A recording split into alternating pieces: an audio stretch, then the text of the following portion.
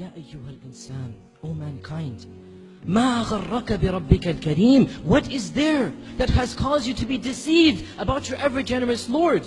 How can you be deceived? What can possibly change this reality that all of us know? The only way to attain tranquility is through the worship of Allah, is by turning to Allah, is by making Allah the ultimate goal and destination. We all know this. Then why is it that we turn away from this path? Why is it that this world can seduce us away from this path? O mankind, what is there that has caused you to be deceived about your Lord? Has not the time come, my dear brothers and sisters, for our hearts to become soft at the remembrance of Allah and at the Quran and at hearing about Allah and His Messenger? Has the time not come that our hearts turn to Allah and that we become better Muslims? My dear brothers and sisters, how many khutbahs will it take? How many lectures must you be told? Don't you understand? Don't I understand? If I don't change now, if you don't change now, this is a plot from shaitan never to change. There is no tomorrow. Tomorrow never comes. Every day has another tomorrow. And the time will come when for you and me, there will be a day where there will be no tomorrow. If we keep on saying, tomorrow I'll start praying, tomorrow I'll be a better Muslim, this tomorrow will never arrive. My dear brothers and sisters, what do you need to convince us? What do we need to convince us? Don't you see what's happening in the Muslim Ummah? Are we blind to the reality of what is going on around us? Do you not notice that the majority of affairs that are occurring deal with us? Look at the news. 80% of the news deals with our ummah and what is happening to it. Has it ever occurred to us? Why? Why? Are we not believers of Allah? Are we not worshippers of Allah? Or are we? Or are we really and truly believers and worshippers of Allah? Allah says in the Quran that izzah, honor and glory and power will always belong to Allah and to His Messenger and to the believers, the mu'minun. Therefore, it is not possible that the real mu'minun will ever be humiliated. It is not possible, my dear brothers and sisters, that permanently the situation will always be in our disfavor. Therefore, there is something wrong. We are not doing our job. We are not reaching the level of iman that is required of us. And that is why we have not reached the level of izzah and honor and glory that is promised to us as well. How can we ask Allah to do His part of the contract when we don't do our part? How can we ask Allah for help when we don't deserve that help? Do we not realize that this is a wake-up call for us? What is happening in the Muslim Ummah, Allah is doing it for our sake. Allah says in the Quran, مَا يَفْعَلُ اللَّهُ بِعَذَابِكُمْ إِن شَكَرْتُمْ وَآمَنْتُمْ. What will Allah gain? What will Allah gain by punishing you? If you believe and are thankful to Him. If, this is the if. What will Allah gain? But if you are thankful and have iman. In other words, if you don't have iman or you are not thankful, then Allah Azza wa Jal must show you the reality. My dear brothers and sisters, we simply don't have the luxury of living a carefree life. In fact, we never have such a luxury, no matter what the ummah is going through. But especially now, especially at this time, we simply can't be selfish. We can't think of my dunya, my money, my wealth. No, we must think of the ummah. Each and every one of us is responsible to do what we can for the ummah. It is my duty and your duty to be better Muslims, and that is the best way to revive the izzah that this ummah needs. That is the best way to get to the position that Allah has promised us. O Muslims, ponder over this reality. Reflect over it.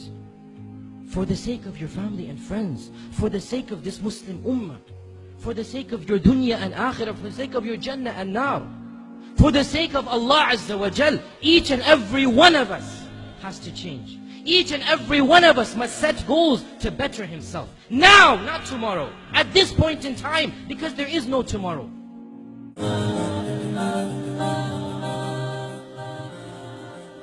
I pray that all of us in this audience, we take responsibility for what we do in our family. If I say we have to change ourselves as an ummah, you walk away with no responsibility. Yes, ummah, I don't know where that is. You have to take responsibility for what's happening in your family. For what's happening in your family. Your family is your government. And when there's corruption, there's a corrupt government in your house. That's where you have to change things. If your family doesn't change, don't talk about changing the world. If you personally haven't changed, don't talk about changing the world. You're kidding yourself. You're deluding yourself. How is it that you're saying you love the sunnah of the Messenger sallallahu alaihi wasallam, but the way you treat your wife has nothing to do with how the Prophet treated Ummahatul Mu'mineen?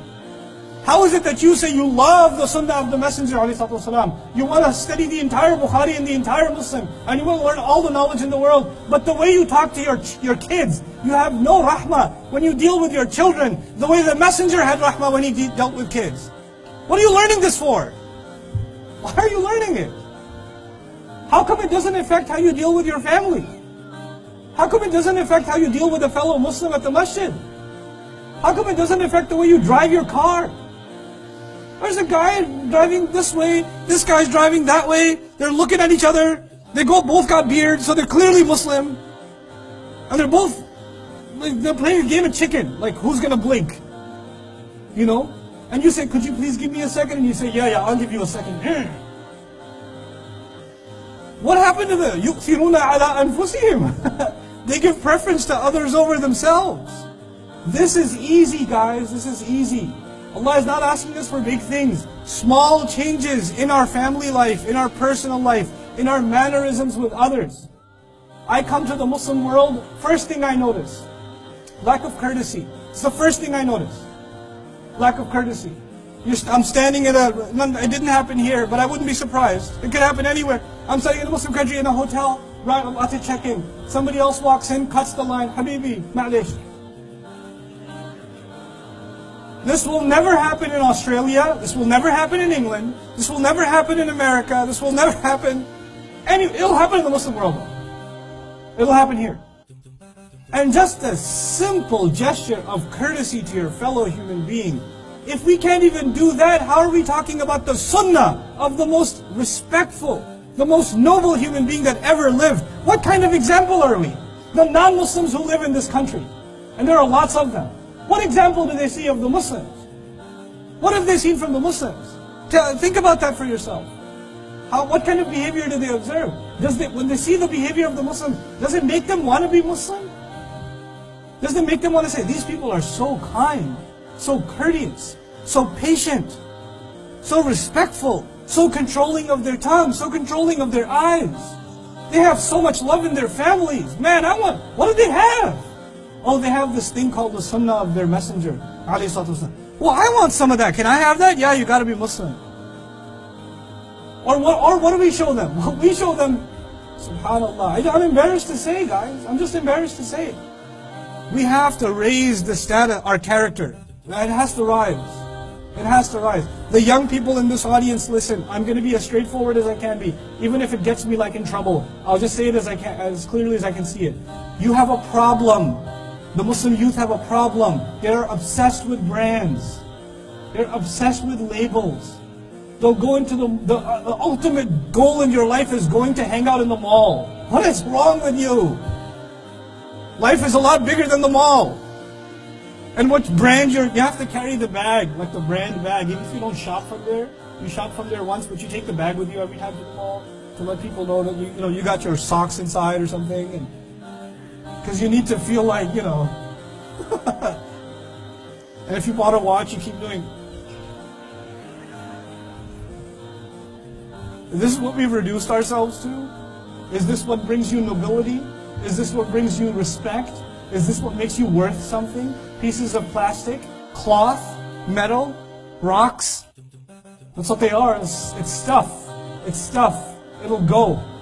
The thing that gives you respect is your Islam, is your messenger. The thing that gives you nobility is the book of Allah. What do you know about that? How much of that are you carrying? I know you're wearing a lot of brands. Let's start wearing this deen a little bit. Let's start wearing that. So people that's a brand people want to see. They haven't seen it yet. They have to see that.